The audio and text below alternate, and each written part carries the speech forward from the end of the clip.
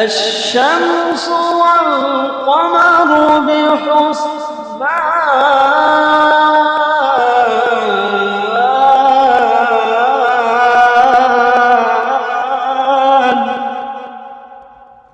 صدق الله العلي العظيم إن الله وملائكته يصلون على النبي يا أيها الذين آمنوا صلوا عليه وسلموا تسليما اللهم صل على محمد النبي الأمي وعلى آله وسلم تسليما তুমি কত সুন্দর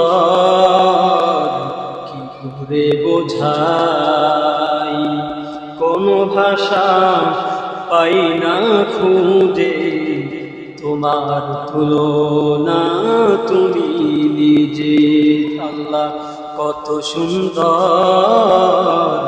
কি করে বোঝাই কোনো ভাষা পাই না খুঁজে তোমার তুলনা তুমি নিজে তোমার তুলনা তুমি নিজে আল্লাহ পাক রব্বুল আলামিনের দরবারে অসংখ্য অগণিত শুকরিয়া এবং সুজুদ পেশ করছি যে মহান হাবিব আমাদেরকে মায়া করে মহব্বত করে ভালোবেসে জুমার দিনে সর্বপ্রথম আযানের পরপরেই মসজিদে আসার তৌফিক দান করেছেন। এজন্য রব্বে কারীমের দরবারে আমরা অসংখ্য অগণিত শুকরিয়া এবং সুজুদ পেশ করছি।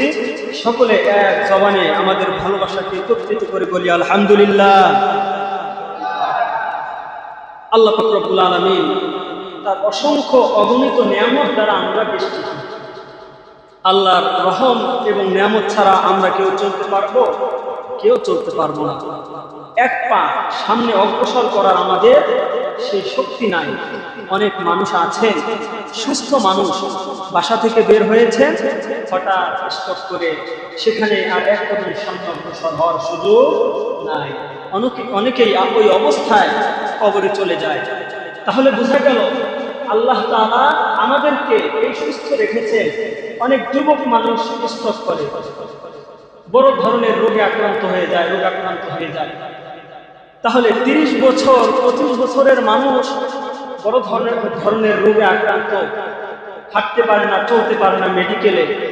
আর আমরা আল্লাহ তাআলা অনেকেই এমন আছেন এখানে 60 বছর 70 80 বছর হয়ে গিয়েছে, সুস্থভাবে মসজিদে এসেছে। এটা আল্লাহ তাআলার অনুগ্রহ, তার দয়া ছাড়া, তার মায়া ছাড়া সম্ভব নয়। এজন্য সব সময় আমরা চেষ্টা করব রব্বে কারীমের শুকরিয়া আদায় করা, বেশি বেশি দান সাদাকা করা, যেন আল্লাহ তাআলা আমাদেরকে এই দান সাদাকার মাধ্যমে সমস্ত বিপদ আপদ থেকে আমাদেরকে হেফাজত করেন। তো বলতেছিলাম আল্লাহ তাআলা সবথেকে যে নিয়ামতগুলো আমাদের দান করেছেন, আল্লাহ তাআলা আমাদের তিনি রহমান, আমাদেরকে যে সমস্ত নিয়ামত দান করেছেন, সেই নিয়ামতগুলোর মধ্যে সবথেকে বড় নিয়ামত হচ্ছে আল্লাহ তাআলা আমাদেরকে আল কোরআন দান করেছেন। বলেন আল্লাহ তাআলা আমাদেরকে কি দান করেছেন? আল কোরআন। এই কিতাব পেয়ে আমরা খুশি না বেজার? এই কিতাবকে যদি আমরা আঁকড়ে ধরতে পারি, এই কিতাব যদি জীবনে বাস্তবায়ন করতে পারি, জীবনের প্রতিটা সেক্টরে এই কোরআনের আইনগুলো যদি আমরা মানতে পারি, তাহলে ইহকাল এবং পরকাল উভয় জগতে সফলতা দেওয়ার মালিক কে? এ ব্যাপারে কোনো সন্দেহ আছে? আল্লাহ পাক রব্বুল আলামিন কোরআনুল কারীমের মধ্যে বলেন, আর-রাহমানু আল্লামাল কুরআন খালাকাল ইনসানা আল্লামাহুল বায়ান। আল্লাহ পাক রব্বুল আলামিন বলেন সূরা রহমানের মধ্যে তিনি তার রহমান ঘোষণা করার পর আর-রাহমান, রহমান তিনি আল্লামাল কুরআন, কোরআন শিক্ষা দিয়েছেন যিনি। রহমান তিনি, কোরআন শিক্ষা দিয়েছেন যিনি। এরপরে আল্লাহ পাক রব্বুল আলামিন বললেন খলাকাল ইনসান, তিনি মানুষকে সৃষ্টি করেছেন। তাহলে আমরা যদি আমাদের হিসাবের মধ্যে একটু জ্ঞান খাটাই, একটু চিন্তা ভাবনা করি, তাহলে আমাদের নিয়মে এটা চলে আসে যে আমরা আগে জন্মগ্রহণ করি, এরপরে কোরআন শিক্ষা করি। কিন্তু আল্লাহ তাআলা কোরআনুল কারীমের মধ্যে বললেন, আর রহমান আল্লামাল কোরআন, রহমান যিনি কোরআন শিক্ষা দিয়েছেন। এরপরে তিনি বলেছেন তিনি মানুষকে সৃষ্টি করেছেন, মানুষকে সৃষ্টি করার পরে আল্লামাহুল বায়ান, তিনি এই মানুষকে ভাষা শিক্ষা দিয়েছে। বলেন সুবহানাল্লাহ। এখন আমাদের হিসাবের মধ্যে আমরা আগে জন্মগ্রহণ করি, এরপরে 1 বছর 2 বছর 7-8 বছর বয়স যখন হয় তখন আমরা কোরআন শিক্ষা করি, কোরআনের হিফজ করি, কোরআন শিখি। কিন্তু আল্লাহ তাআলা বলেছেন কি আল্লাহ কোরআনের জ্ঞান আগে দিয়েছেন। এই কোরআনের গুরুত্ব আছে না নাই?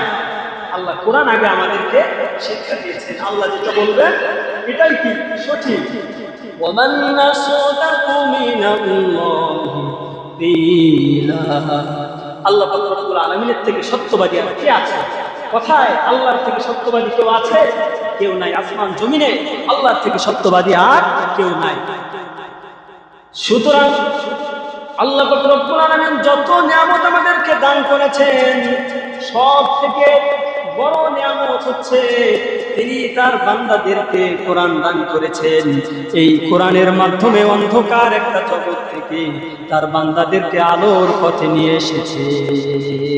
সব থেকে বড় অনুগ্রহ এবং দয়া হচ্ছে কোরআনের মাধ্যমে আল্লাহ তাআলা এই অন্ধকারচ্ছন্ন জাতিকে অন্ধকার থেকে আলোর পথে নিয়ে এসেছেন। বলেন সুবহানাল্লাহ। প্রিয় ভাইরা, আমরা যে জ্ঞান অর্জন করি এই জ্ঞান হচ্ছে 2 প্রকার। কয় প্রকার? জ্ঞান হচ্ছে 2 প্রকার। একটা হচ্ছে ওহীর জ্ঞান। 1 নম্বর কিসের জ্ঞান? ওহীর জ্ঞান। আর এই ওহীর জ্ঞানটা আসে আল্লাহর পক্ষ থেকে। আরেকটা হচ্ছে গয়রে ওহী।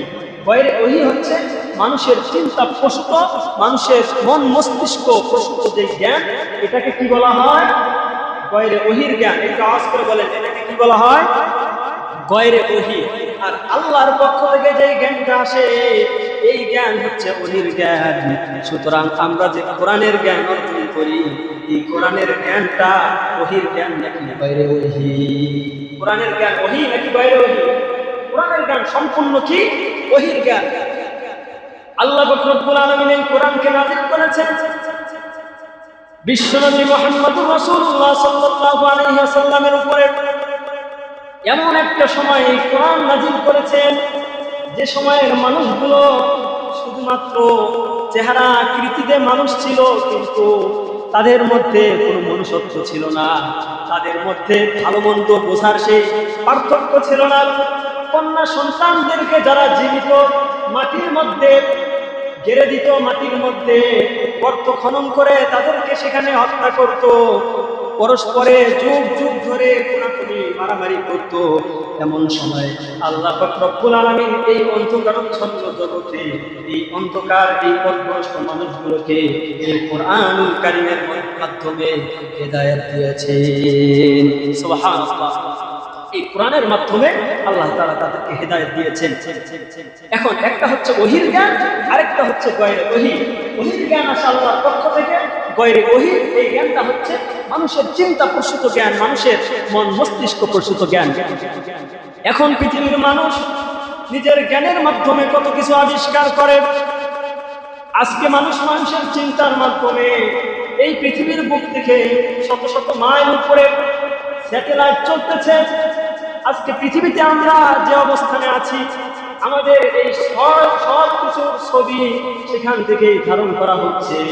তাহলে যেখানে কোনো চালক নাই, যেখানে কোনো ড্রাইভার নাই, এত দূর থেকে মানুষ তাদের চিন্তা প্রসূত জ্ঞান দিয়ে কি আবিষ্কার করলো। আপনি ফোনের মধ্যে কথা বলেন, আপনি বাংলাদেশে আছেন কিন্তু আপনার কথাটা চলে যাচ্ছে সেই আমেরিকা। আপনি বাংলাদেশে আছেন, আপনার কথাটা এই রুম থেকে চলে যাচ্ছে দুবাই, ঠিক কিনা? তাহলে চিন্তা করেন, যেখানে কোনো মাধ্যম আমরা আমাদের চোখের মাধ্যমে দেখছি না, কিন্তু আল্লাহ পাক রব্বুল আলামিন মানুষকে এতটাই জ্ঞান দান করেছেন যে জ্ঞানের মাধ্যমে মানুষ এই বাংলাদেশে কথা বলা হয়, এই কথাটা সেই শুধু দূর সৌদি আরবে চলে যায়। বলেন সুবহানাল্লাহ। তাহলে এই মানুষকে যে জ্ঞান দান করেছেন, এই জ্ঞানের মালিক কে? সব জ্ঞানের মালিক আল্লাহ। কিন্তু একটা জ্ঞান হচ্ছে যেটা ওহী কোরআন, সেটা সরাসরি কার পক্ষ থেকে? আল্লাহর পক্ষ থেকে। এই কিতাব আমরা পেয়েছি। এখন মানুষ নিজের চিন্তা প্রসূত জ্ঞান দিয়ে এত কিছু আবিষ্কার করে, কিন্তু আল্লাহ পাক রব্বুল আলামিন কোরআনুল কারীমের মধ্যে মানুষের জ্ঞানের তুলনা দিলেন, ওমা উতীতুম মিনাল ইলমি ইল্লা কলিলা। আল্লাহ পাক রব্বুল আলামিন বলেন, তোমাদেরকে যে জ্ঞান দান করা হয়েছে অতি সামান্য জ্ঞান। কথা বলেন, আমাদেরকে যে জ্ঞান দান করা হয়েছে এটা অনেক বেশি জ্ঞান নয়, এটা অতি সামান্য জ্ঞান। ইল্লা কলিলা, আল্লাহ ব্যবহার করেছেন ইল্লা কলিলা, অর্থাৎ অতি সামান্য। উদাহরণ দেই, একটা সমুদ্রের মধ্যে ছোট্ট একটা পাখি, অথবা আপনি যদি একটা আঙ্গুল সেখানে পানির মধ্যে দেন, এই আপনার আঙ্গুলটাকে উঠানোর মাধ্যমে কি অনেক পানি উঠবে? সমুদ্র কি টের পাবে আপনার হাতটা সেখানে ডুবিয়েছে? পৃথিবীর মানুষ, আপনি সমুদ্রের মধ্যে আপনার আঙ্গুলটাকে ঢুকিয়ে আবার উঠানোর মাধ্যমে যতটুকু পানি তুলতে সক্ষম হয়েছে, পৃথিবীর শুরু থেকে নিয়ে আজ পর্যন্ত যত মানুষ এসেছে, যত কবি সাহিত্যিক এসেছে, আজ থেকে নিয়ে কিয়ামত পর্যন্ত যত শিক্ষিত মানুষ আসবে, যত ভাষাবিদ আসবে, যারাই আসুক না কেন, আল্লাহ পাক রব্বুল আলামিনের জ্ঞান থেকে সবাই যদি জ্ঞান গ্রহণ করা শুরু করে দেয়, ওই যে আপনি হাতের আঙ্গুল দিয়ে এক ফোঁটা পানি উঠাতে সক্ষম হয়েছে, সমুদ্র যেমন টের পেল না, আল্লাহ পাক রব্বুল আলামিনের জ্ঞান থেকে আমরা যদি জ্ঞান গ্রহণ করি, সমুদ্রের পানি থেকে এক ফোঁটা পানি যেভাবে তুলতে সক্ষম হয়েছি, আল্লাহর জ্ঞান থেকে এতটুকু আমরা নিতে পারবো না। আল্লাহর জ্ঞান থেকে এই সামান্য এক ফোঁটা পানি সমপরিমাণ জ্ঞান আমরা কি করতে পারবো না? আহরণ করতে পারবো না। তাহলে আল্লাহর জ্ঞান কত বিশাল! আল্লাহ পাক রব্বুল আলামিন কোরআনুল কারীমের মধ্যে বলেন, قد جاءكم من الله نور وكتاب مبين। অবশ্যই তোমাদের কাছে আমি আল্লাহর পক্ষ থেকে এসেছি নূর ও কিতাবুম মুবিন, এবং সুস্পষ্ট কিতাব। সুতরাং এই কিতাব কার পক্ষ থেকে এসেছে? আল্লাহর পক্ষ থেকে। আওয়াজ করে বলি, এই কিতাব কার পক্ষ থেকে এসেছে? আল্লাহ। সুতরাং আল্লাহ পাক রব্বুল আলামিনের জ্ঞান, তিনি মানুষকে যে জ্ঞান দান করেছেন, এই জ্ঞানের মাধ্যমে যদি মানুষ এত কিছু আবিষ্কার করতে পারে, এই যে ভিডিও হচ্ছে, এখানে একটা ভিডিও হচ্ছে, অথচ এই ভিডিওর এই জায়গাটা শুধু বাংলাদেশ না, গোটা বিশ্বের মধ্যে ছড়িয়ে যাচ্ছে, তাহলে এই জ্ঞানটা কাদের? মানুষের চিন্তা প্রসূত জ্ঞান। তাহলে আল্লাহ মানুষকে জ্ঞান দান করেছেন, নলেজ দান করেছেন। এই নলেজ জ্ঞানের মাধ্যমে যদি মানুষ এত কিছু আবিষ্কার করতে পারে, সেই আল্লাহর পক্ষ থেকে এসেছে এই কিতাব, এই কোরআন। এজন্য আমরা খুশি না বেজার? তাহলে কোরআনের জ্ঞান হচ্ছে সীমাহীন জ্ঞান। কথা বলেন, কোরআনের জ্ঞান কি? সীমাহীন। কিন্তু আমরা এই কোরআন বুঝতে চাই না, কোরআন শুদ্ধ করে পড়তে চাই না, এবং নিজেরা জানিও না, যারা জানে তাদের কাছে যাইও না। অথচ আল্লাহ তাআলা বলেছেন, ফাসআলু আহলা যিকরি ইন কুনতুম লা তা'লামুন। তোমরা যদি না জানো, তাহলে যারা জ্ঞানী, যারা জানে, যাদের কোরআনের জ্ঞান আছে, তাদের কাছে তোমরা যাও। কিন্তু আজকে সমাজ উল্টা হয়ে গিয়েছে। আমরা যারা জানি না, উল্টো যারা জানে তাদের ভুল ধরায় আমরা কি থাকি? ব্যস্ত থাকি। এজন্য কোরআনের ভালোবাসা অন্তরে থাকতে হবে। আগে যদি আপনার অন্তর কোরআনের ভালোবাসা থাকে, তাহলে তো আপনি কোরআনের জ্ঞান অর্জন করার জন্য এদিক সেদিক ছুটে যাবেন। এজন্য কোরআনের ভালোবাসা আমাদের হৃদয়ে ধারণ করার দরকার আছে না নাই? এজন্য কোরআনকে আমরা ভালোবাসি। এই কোরআনকে যারা কটাক্ষ করবে, অবমাননা করবে, তাদের বিরুদ্ধে আমাদের রক্তচক্ষু আছে না নাই? অবশ্যই কোরআনকে যারা অবমাননা করবে, কিছুদিন আগে একজন কোরআনকে অবমাননা করেছে। এই বাংলাদেশের যারা মুসলমান আছে, একজন নয়, দুইজন নয়, প্রতিটি মুসলমানের হৃদয়ের মধ্যে এই বিষয়টি রক্তক্ষরণ জেগেছে। প্রত্যেকটা মুসলমানের হৃদয়ের মধ্যে রক্তক্ষরণ হয়েছে। অপূর্ব পাল নামে এক হিন্দু সে কোরআনুল কারীমকে এই ৯৫% মুসলমানদের দেশে অবমাননা করে দেশের মুসলমানদের হৃদয়কে ক্ষতবিক্ষত করেছে, ঠিক কিনা? কিন্তু এদেশের মধ্যে আলেম ওলামা, নিরপরাধ আলেম ওলামাদের গলার মধ্যে রশি ঝোলে, কোমরের মধ্যে রশি ঝোলে, পায়ের মধ্যে, হাত পায়ের মধ্যে ডান্ডা বেরি করানো হয়, কিন্তু ৯৫% মুসলমানদের দেশে আল্লাহর কোরআনকে অবমাননা করা হয়েছে। তাদের আমরা কোনো শাস্তি দেখতে পাই না, তাদের কোনো শাস্তি হয় না, শুধু নামে মাত্র গ্রেফতার হয়। আর এদিক দিয়ে যারা কোরআনুল কারীমের কথা যুগ যুগ ধরে বলে আসে, কোরআনের দাওয়াত দেয়, দেখা যায় তাদেরকে জঙ্গি মামলা, বিভিন্ন মামলা দিয়ে তাদেরকে জেলের মধ্যে ভরা হয়, ঠিক কিনা? এজন্য যারা কোরআনের বিরুদ্ধে কথা বলে, কোরআনকে অবমাননা করে, যদি রাষ্ট্রপক্ষ তাদের শাস্তি বাস্তবায়ন করতে ব্যর্থ হয়, তাহলে অবশ্যই মুসলমানরা সেক্ষেত্রে যে দায়িত্ব পালন করলে তাদের সঠিক বিচার হবে, সেই পদক্ষেপ গ্রহণ করতে বাধ্য হবে।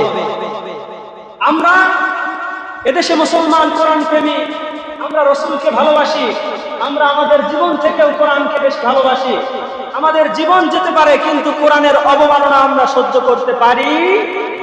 সুতরাং এদেশের মধ্যে যারাই থাকবেন, হিন্দু হন, বৌদ্ধ হন, আপনাদের নিয়ে আমাদের কোনো মাথা ব্যথা নাই।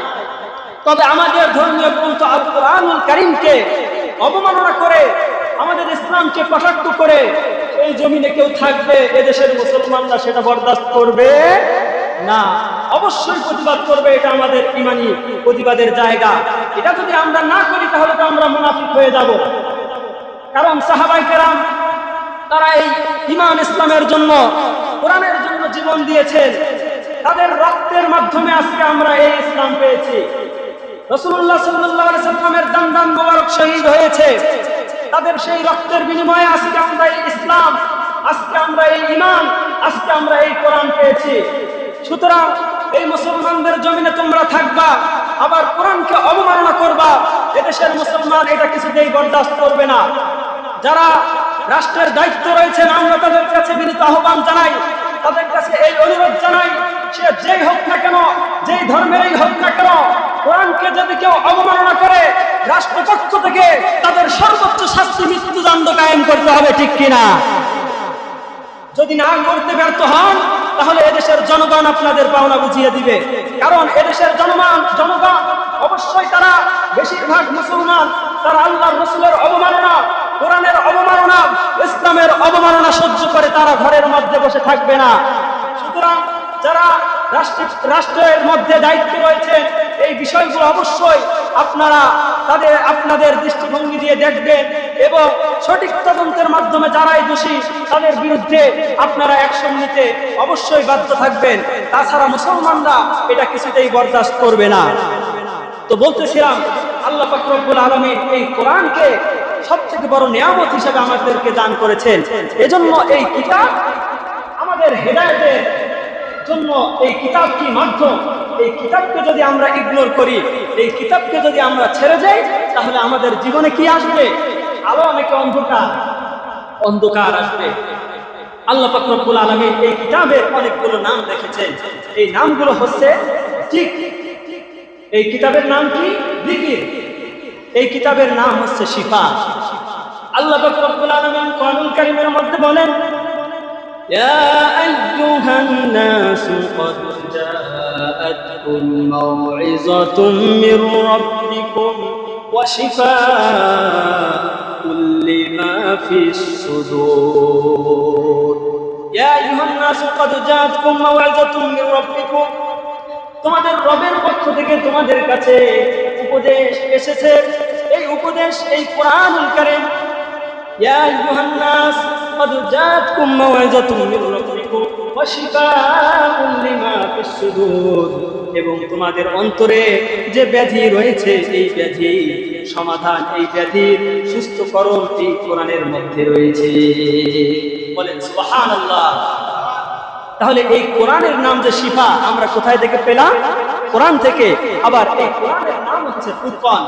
আল্লাহ পাক রব্বুল আলামিন কোরআনুল কারীমের মধ্যে বলেন, তাবারাকাল্লাযী নাযালাল ফুরকান الفرقان على عبده ليكون للعالمين نذيرا الله أكبر আল্লাহ পাক রব্বুল আলামিন বলেন তাবারাকাল্লাযী নাযালাল ফুরকান অতীব বরকতময় ওই সত্তা যিনি ফুরকান তার বান্দার উপরে নাযিল করেছেন নাযালাল ফুরকান আলা আবদিহি লিয়াকুনা লিল আলামিনা নাযীরা যাতে করে এই কিতাব বিশ্বনবী সাল্লাল্লাহু আলাইহি সাল্লাম পৃথিবীর মানুষের জন্য সতর্ককারী হন এজন্য আল্লাহ এই কিতাবকে নাযিল করেছেন আবার এই কিতাবের নাম হচ্ছে তানজিল এটাও আমরা কোরআনুল কারীম থেকে জানি তানজিলাম মিম্মান খালাকাল আরদা ওয়াস সামাওয়াতিল উলা সুতরাং এই কোরআনুল কারীমের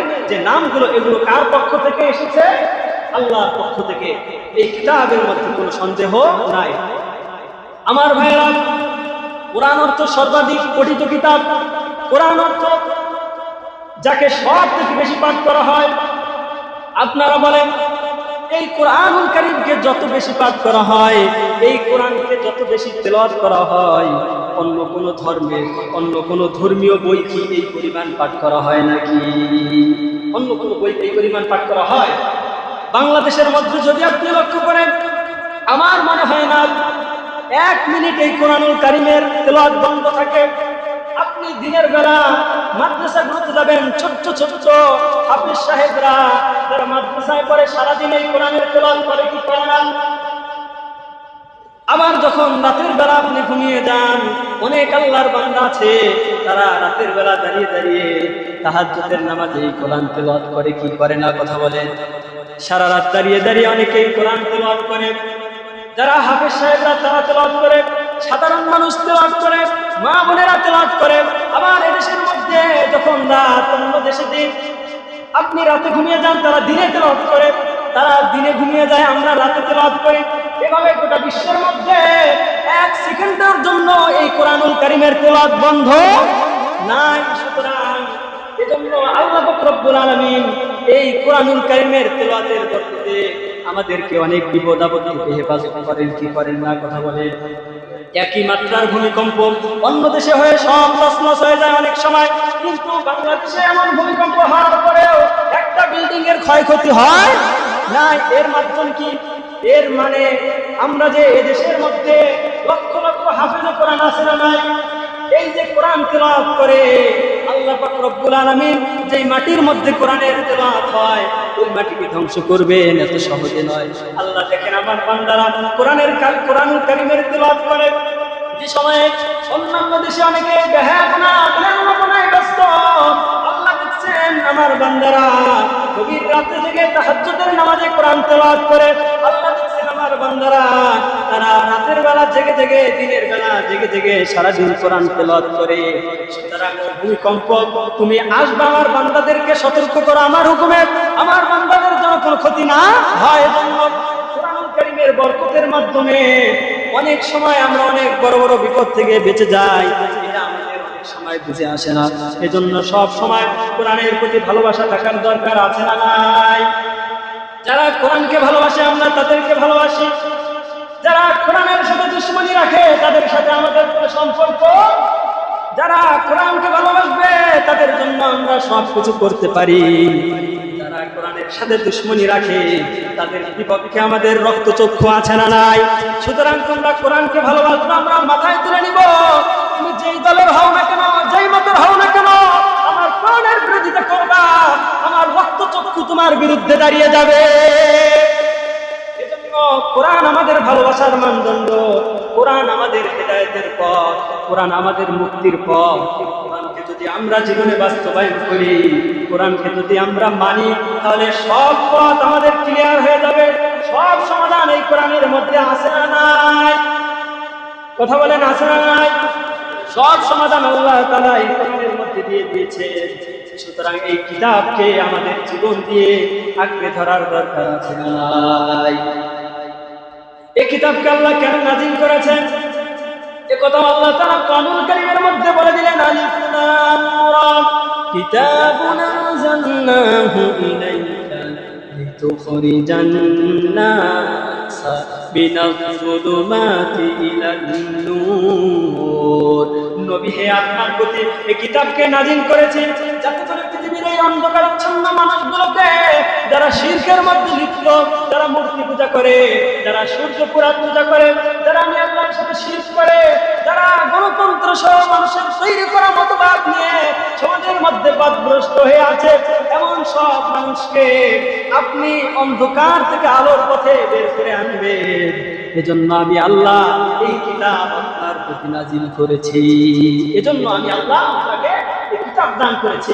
কিন্তু দুঃখজনক হলেও সত্য, আজকে 95% মুসলমান আমরা কোরআন শুদ্ধ করে পড়তে জানি না। আমাদের কোরআন শুদ্ধ করে পড়ার দরকার আছে না নাই?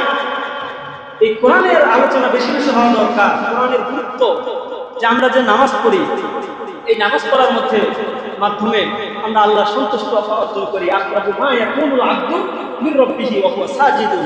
বান্দা যখন সিজদা দেয় তখন আল্লাহ সব থেকে নিকটবর্তী হয়ে যায়। এখন এই নামাজ যে এত কষ্ট করে আপনি শীতের দিনে রাত 4টার সময় আরামের ঘুমকে হারাম করে আপনি মসজিদে আসলেন, এখন আসার পরে এত কষ্ট করে আপনি যদি জানতে পারতেন যে আপনার নামাজটা হয় নাই, আপনার অন্তরে ব্যথা লাগতো কি লাগতো না? কথা বলেন। এখন নামাজ কি কাজ করলে হবে, নামাজ কি কাজ করলে হবে না, এটা শরীয়তের মধ্যে বলে দেওয়া আছে না নাই? কথা বলেন। এটা তো কঠিন কিছু নয়। আপনি যদি নামাজের মধ্যে অশুদ্ধ তেলাওয়াত করেন তাহলে আপনার কি নামাজ হবে? আমি যদি কোনো ইমাম সাহেব যদি তেলাওয়াত অশুদ্ধ করেন, অশুদ্ধ বলতে তেলাওয়াত গয়রে সহিহ, তাহলে মুসল্লিরা কি তার পিছনে নামাজ পড়বে? সচেতন মুসল্লি হলে সতর্ক করবে যে হুজুর কেরাত শুদ্ধ করেন। যদি কেরাত অশুদ্ধ করে আমিও তো করব না, কারণ আমার নামাজের একটা মূল্য আছে, দাম আছে না নাই? আর এই কেরাত যিনি নামাজ পড়বেন পড়াবেন সবার জন্য এই কেরাত সহি শুদ্ধ করে পড়ার দরকার আছে না নাই? আপনি অশুদ্ধ করবেন মানে কি আপনার নামাজটা ফাসেদ হয়ে যাবে। নামাজ ভঙ্গের যে কারণগুলো আছে তার মধ্যে 1 নম্বর কারণ কি? কথা বলেন। নামাজের মধ্যে তেলাওয়াত অশুদ্ধ করা।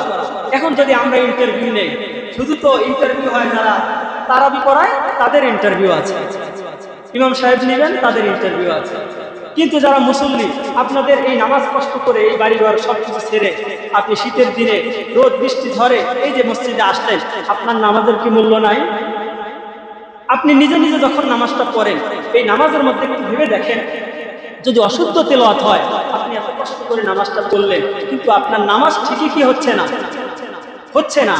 আপনার নামাজ আপনি কষ্ট করে আদায় করছেন, কবুল করার মালিক আল্লাহ, কিন্তু আল্লাহ থেকে শর্ত দিয়েছেন আইদা ফাতা শারতু ফাতাল মাশরুত, যখন শর্ত পাওয়া যাবে না তখন জাযা পাওয়া যাবে না।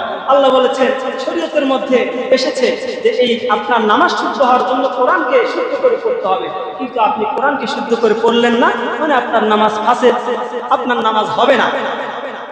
এজন্য আমরা যারা কোরআন শুদ্ধ করে পড়তে পারি না, কমপক্ষে সারা জীবনে তো কোরআন শুদ্ধ করে পড়ার চেষ্টা করতে হবে, কমপক্ষে 10টা সূরা, যেন আমার নামাজটা কি হয়? শুদ্ধ হয়। আজকে থেকে আমরা নিয়ত করতে পারি তো ইনশাআল্লাহ। আল্লাহ তাআলা আমাদের সকলকে কোরআন শুদ্ধ করে পড়ার তৌফিক দান করুন। আপনি আপনার এলাকায় একজন ইমাম সাহেব আছে, অথবা ইমাম ছাড়াও অনেক মানুষ আছেন, সাধারণ মানুষ কোরআন শুদ্ধ করে পড়তে পারেন, তার কাছে যান। আপনি যখন জানবেন না তখন আরেকজন জানে, তার কাছে শিখতে কি কোনো লজ্জা আছে? শিখতে কোনো লজ্জা নাই। লজ্জা হচ্ছে মূর্খতায়, শিখতে কোনো লজ্জা নাই। আপনি কারোর কাছে শিখতে যান, আপনাকে ওই মানুষ ছোট ভাববে না, ভাববে এই লোকই আসলে উদার মন, এই লোকই ভালো মানুষ, সে জানে না সে শিখতে এসেছে। কে ভালো বললো কে মন্দ বললো বিষয় এটা নয়, বরং কোরআন আমাদেরকে শিখতে হবে, এটাই আমাদের আসল। কোরআন আমাদেরকে শুদ্ধ করে পড়তে হবে, এটাই আমাদের মাথার মধ্যে কি করতে হবে? সেটা করতে হবে। তাহলে বলতেছিলাম আল্লাহ পাক রব্বুল আলামিন এই কিতাব এমন কিতাব নাযিল করেছেন যে কিতাবের মধ্যে কোনো সন্দেহ নাই। যালিকাল কিতাবু লা রাইবা ফীহি হুদাল লিল মুত্তাকিন। এই কিতাব এমন কিতাব যে কিতাবের মধ্যে কোনো সন্দেহ নাই, কোনো সংশয় নাই। আল্লাহ পাক রব্বুল আলামিন এই কিতাবকে নাযিল করেছেন জনাবে মুহাম্মদুর রাসূলুল্লাহ সাল্লাল্লাহু আলাইহি ওয়াসাল্লামের উপরে। কিভাবে নাযিল করেছেন? যে কিতাবকে একসাথে নাযিল করে দেন নাই। আল্লাহ পাক রব্বুল আলামিন জানেন যখন যেই বিধান দেওয়ার প্রয়োজন তখন ওইভাবে আল্লাহ তাআলা কোরআনের আয়াতকে নাযিল করেছেন। অনেক সময় কাফেররা প্রশ্ন করে রাসূলকে, ইয়া রাসূলুল্লাহ, তারা তো রাসূলকে ইয়া রাসূলুল্লাহ বলে সম্বোধন করে না, রাসূলকে রাসূলই মানে না। তারা রাসূলকে মুহাম্মদ বলে যেভাবে তাদের সম্বোধন, এভাবেই ডেকে তারা বিভিন্ন প্রশ্ন করত। কিন্তু আল্লাহ পাক রব্বুল আলামিন সাথে সাথে কোরআনের আয়াতকে নাযিল করে তাদের উত্তর দিয়ে দিতে। যখন যেভাবে প্রয়োজন আল্লাহ পাক রব্বুল আলামিন তখন সেভাবেই কি করতেন? কোরআনকে নাযিল করে দিতেন। এরপরে পৃথিবীর যত গ্রন্থকার রয়েছে সবাই যত বই তৈরি করেছে, বইয়ের মধ্যে একটা জিনিস বলে যায়, যে কিতাবের মধ্যে কোনো যদি বই ভুল পেয়ে থাকেন তাহলে আমাদেরকে অবগত করেন, পরবর্তী সংস্করণে আমরা এটা সংশোধন করতে বাধ্য থাকিব। কিন্তু আমরা মুসলমান, আমাদের ধর্মীয় গ্রন্থ আল কোরআন, কথা বলেন ঠিক কিনা? এমন কিতাব আল্লাহ তাআলা শুরুতে নিজের প্রশংসা দিয়ে কিতাবকে শুরু করেছেন, আলহামদুলিল্লাহি রাব্বিল আলামিন। সমস্ত প্রশংসা আল্লাহ পাক রব্বুল আলামিনের জন্য, যিনি এই সমগ্র বিশ্বের মালিক, সমস্ত কুল কায়নাতের মালিক। সেই আল্লাহ নিজের প্রশংসা করে এই কিতাবকে শুরু করেছেন। আল্লাহ পাক রব্বুল আলামিন কোথাও এই কথা বলেন নাই এই কিতাবের মধ্যে ঢুকে আমাকে জানাও, বরং তিনি বলেছেন যালিকাল কিতাব, এই কিতাব এমন কিতাব লা রাইবা ফিহি, এই কিতাবের মধ্যে কোনো সন্দেহ নাই। আল্লাহ চ্যালেঞ্জ করেছেন কত বছর আগে, কোরআন নাযিল হয়েছে প্রায় 1400-1500 বছর হয়ে গিয়েছে। এত নাস্তিক মুরতাদ আসলো, এত জ্ঞানী গুণী মানুষ আসলো, ভাষার উপরে পিএইচডি করেছে, কেউ কি এই কিতাবের মধ্যে ভুল ধরতে পেরেছে নাকি? কেউ এই কিতাবের মধ্যে ভুল ধরতে পেরেছে? কেউ পারে নাই। বরং আল্লাহ তাআলা চ্যালেঞ্জ করেছেন, ইন কুনতুম ফি রাইবিম মিম্মা নাযালনা আলা আবদিনা ফাতু বিসূরাতিন মিন মিথলিহি ওয়াদউ শুহাদাআকুম মিন দুনিল্লাহি ইন কুনতুম সাদিকিন। আমি আমার বান্দার প্রতি যে কিতাবকে নাযিল করেছি, এই কিতাবের ব্যাপারে তোমরা যদি সন্দেহান হও, যদি এই কিতাবের ব্যাপারে তোমরা সন্দেহ করো, তাহলে আমি আমার বান্দার প্রতি এই কিতাবকে নাযিল করেছি, এই কিতাবের মতো একটা কিতাব নিয়ে আসো। আল্লাহ চ্যালেঞ্জ করেছেন কত বছর আগে? আজ থেকে 1400 বছর আগে। তাহলে এতদিন যারা কোরআনকে মিথ্যা বলে, যারা কোরআন নিয়ে চ্যালেঞ্জ করতে চেয়েছে, কেউ কি এই কিতাবের মতো একখানা কিতাব আনতে পেরেছে? একখানা কিতাব তো দূরের কথা, আল্লাহ তাআলা অন্য আয়াতে বলেন, কুল ফাতু বিসূরাতিন মিন মিথলিহি ওয়াদউ মান ইসতাতা'তুম মিন দুনিল্লাহি ইন কুনতুম সাদিকিন, যে এই কিতাবের সূরার মতো একটা সূরা আনো। কেউ কি একটা সূরা আনতে পেরেছে? তাহলে যে নাস্তিকগুলো এই কোরআনকে অসত্য বলে, কোরআনকে সত্য নয়, কোরআন মানুষের তৈরি করা কিতাব বলে, তাহলে তারা তো এই কিতাবের মতো একটা লাইন তৈরি করতে অক্ষম, তারা ব্যর্থ হয়ে গিয়েছে। সুতরাং তারপরেও তারা হটকারি করে, যেমনি ভাবে কাফেররা কি করেছে, রাসূলুল্লাহর সাথে হটকারি করে, একঘেয়েমি করে ইসলাম এবং মুসলমানদেরকে জড়িয়ে রাখতে চেষ্টা করেছে। এমনও আবু জেহেল মার্কা কিছু নাস্তিক মুরতাদ এই দেশের মধ্যে আছে না নাই? কিন্তু দেখা যায় এই সমস্ত নাস্তিকগুলোকে রাষ্ট্রের ক্ষমতায় যারা থাকে এদেরকেই সব সময় কি করে, তাদের মাথায় তেল মাখে, তাদের মাথায় কি করে, আলেমদের কোমরের রশি, আলেমদের কোমরের রশি। কিন্তু যারা হক কথা বলে, আমার বয়স কত, আমাকে আরো 4 বছর আগে একবার গ্রেফতার করেছে। তাহলে অথচ আমরা কোনো দলীয় ভাবে কোনো দলের সাথেও সংযুক্ত নয়, শুধু কোরআনের কথা বলি, হক কথাগুলো বলি। এ কারণে কি করা হয়, তাদেরকে গ্রেফতার করা হয়। এটা আমাদের জন্য খুবই দুঃখজনক। এজন্য আমি সবসময় বলবো, আপনারা আলেমদেরকে ভালোবাসবেন, আলেমদের পাশে থাকবেন, বিপদ আপদ যাই আসুক না কেন, আল্লাহ তাআলা এর যাজা আপনাকে কাল কিয়ামতের ময়দানে দান করবেন কি করবেন না? যারা আলেমকে ভালোবাসে তাদের হাসর নাসর হবে আলেমদের সাথে, যারা আলেমদেরকে ভালোবাসে তাদের অবস্থান হবে আলেমদের সাথে জান্নাতে। কিন্তু যারা ফাসেক নেতা, যারা ইসলাম বিরোধী, তাদের সাথে চলবে, তাদেরকে অবস্থান করে দেবে, তাদের জন্য বেশি দরদ দেখাবে, তাদের পক্ষে থাকবে, কাল কিয়ামতের ময়দানে ওই নাস্তিক মার্কা, যারা ওই আবু জেহেল মার্কা, তাদের সাথেই তাদের হাসর নাসর হবে, ঠিক কিনা? এজন্য সর্বশেষ আমি বলি, এই কিতাবের ভালোবাসা আমাদের হৃদয়ে আছে। সুতরাং এই দেশের মধ্যে থেকে এই কিতাব নিয়ে কেউ অবমাননা করার চেষ্টা করবে না। যদি এই কিতাব নিয়ে আগামী দিনে কেউ কটাক্ষ করে, এই কিতাব নিয়ে অবমাননা করে, তাহলে প্রয়োজনে আমাদের মুসলমানরা তাকে যেভাবে জবাব দেওয়ার দরকার, যদি রাষ্ট্রপক্ষ এই দায়িত্ব গ্রহণ না করে তাহলে মুসলমানরা নিজেদের দায়িত্ব নিজেরাই হাতে নেওয়ার চেষ্টা করবে, ঠিক কিনা?